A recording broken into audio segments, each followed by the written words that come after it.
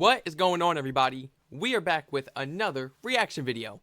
Thank you so much for joining me today on this beautiful day. I hope you all are doing well today. And to all my new supporters joining us, welcome to the family. Welcome to the family. I hope you all enjoyed this video today just as much as myself. But before we jump right into it, please feel free to like, comment, subscribe, and turn all post notifications on so you don't miss another one of these reaction videos. Now today, I will be reacting to a highly recommended video, and thank you so much to all the people that spammed my comment section down below. Today, I will be reacting to 10 British films that changed cinema forever. Let's jump right into it, man. I'm not wasting no more time. Starting off at number 1, we got Dr. No. Dr. No. Bond. James Bond. Oh. Introducing Sean Connery as the iconic super spy, Bond has become one of the world's most recognizable and influential film characters. What are you doing here? Looking for shells? No, I'm just looking. And ever since this historic introduction, the secret agent has battled larger than... This might be the only one I'm familiar with on this list. This might be the only one, man. Oh, man. Like villains with guns, gadgets, cars, and catchphrases to shape the series and define the spy thriller genre in general. Ahoy, Mr. Bond. Ahoy, Mr. Bond. Well, what's the matter? Do you need help? Do Number you 9, need help? Hamlet. I'm glad I could relate to that. Olivia's Hamlet still sets the benchmark. So many people have spoken of Hamlet, and I've never watched it. That's crazy. Number 9, Hamlet. Laurence Olivier's Hamlet still sets the benchmark for any cinematic Shakespeare adaptation. Oh, Shakespeare. I shall in all my Okay, yeah. best obey you, madam. Why, it is a loving and a fair reply. This version of the famous play is one of the most firmly planted in popular consciousness, particularly noted for Olivia's tense rendition of the to be or not to be monologue, as well as some lavish settings and standout performances from the entire cast. Sparring? Okay. Ooh. The Bard still stands as inspiration for storytellers everywhere, and Olivia was a master at translating the playwright for film. A villain kills my father, and for that I his soul. Wait a minute. Now, I've seen Shakespeare plays. I've read Shakespeare plays. I mean, all through school they got us doing that, man. Taking turns around that classroom. Strac, it's your turn to read. Oh. This is entertainment right here. Why have they never showed us these films in school? It's not even rated R. It's not even rated R. So, son, do the same like, come villain on, send man. to heaven. Make it fun a little Number bit. 8, A Hard Day's Night. The Hard Beatles Day's certainly changed pop music forever, and they impacted film too. Hey, mister, can we have our ball back? A Hard Day's Night rewrote the boundaries between music and the movies. Put your tongue away, it looks disgusting hanging out all pink and naked. And one slip of the razor and... Capturing the Beatles at the height of their fame in a whirlwind of cinematic inventiveness, Richard Lester directs an all-encompassing extravaganza, giving fresh insight on the Fab Four as they travel from Liverpool to a televised gig in London. I now declare this bridge open. Hilarious shenanigans ensue, and the soundtrack second to none. Can't buy me love. Okay. Number 7, Police. The 39 Wait, that was the police Steps. station? Alfred Hitchcock reached the peak of his fame while working in the US, thanks to classics including Rear Window and Psycho. But Hitchcock's work began in Britain, and The 39 Steps could be considered as the apex of the first half of the director's career. It's quite true. Listen, they're spies, foreigners. They've murdered a woman in my flat, and now they're waiting for me. Regarded as a masterpiece by the likes of Orson Welles, the edge-of-the-seat story of espionage and murder proved one of the most important and influential thrillers of the century, becoming Hitchcock's first great spy movie. The 39 Steps Interesting. is an organization of spies, collecting information on behalf of the Foreign Office of... Number 6, The Lady Oh, Killers. From man. famed Ealing Studios, the home of classic British comedy, comes one of the wittiest, most brilliant, and best-known productions in the genre, often described as one of the greatest British films ever made. Mrs. Wilberforce, Yes. I understand you have rooms to let. Why look like that? No, that's scary. How they got the spotlight on his face? No, that is scary. No. You gotta close that front door. You.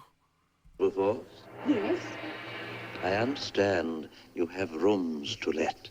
Sporting an exceptional cast, including fan favourite Alec Guinness and the legendary Peter Sellers, The Lady Killers follows the misadventures of 5 oddball criminals and the old lady from whom they're renting rooms by pretending to be musicians. Ah.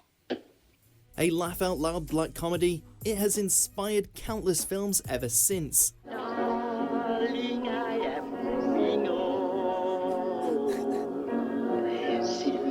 She don't even know she watching a bunch of criminals. She bringing out the innocence in them too.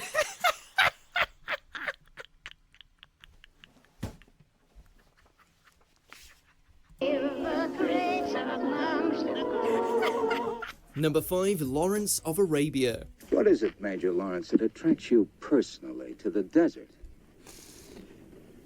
It's clean. This essential historical drama based on the life and writings of T.E. Lawrence, an esteemed British officer in World War I, is a first port of call for fans of British film. Good army compass. How if I take it? Then you would be a thief. David Lean, who at the time of shooting had already directed another great British war epic, The Bridge on the River Kwai, builds upon the complex man at the centre of the story with grand visuals and masterful performances from a star-studded cast. It's an epic and then some. Number 4, Blow Up. Michelangelo Antonioni's finest foray into British cinema makes for one of the most beautiful and unnerving films ever set in London. It's not my fault if there's no peace. You know, most girls would pay me to photograph them. A complex and challenging piece of art, with its explicit depictions of sex and drug use, this film directly contributed to the abolition of the production code in America, a set of moral guidelines for US movies which stood until 1968. Yes! Yes! Yes! Charting a day in the life of a fashion photographer who believes he may have captured a murder on film, Blow Up proved counterculture perfection and remains a favourite for cinephiles worldwide. What did you see in that film? So this is like one of them mystery type of things. Guy just living his normal life as a photographer. Now he might have some murder evidence on his camera. If it was me, I'd just delete it.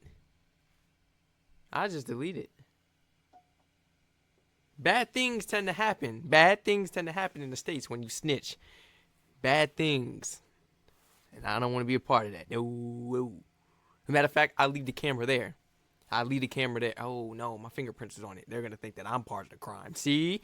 I'm just going to get out of there and delete it. I didn't see nothing. Call the police.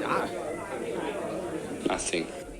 Number 3, The Life and Death of Colonel Blimp. Of all the masterclasses the Powell and Pressburger duo has given us, this was probably the most controversial, at least at the time of release. But in 1983, at least I shall be able to say that 40 years ago, I was a Fellow of Enterprise. Earning heavy disapproval from the 1940s UK government, which didn't understand its particular shade of patriotism, The Life and Death of Colonel Blimp remains an unparalleled parable on love, friendship, war, and what it means to be English.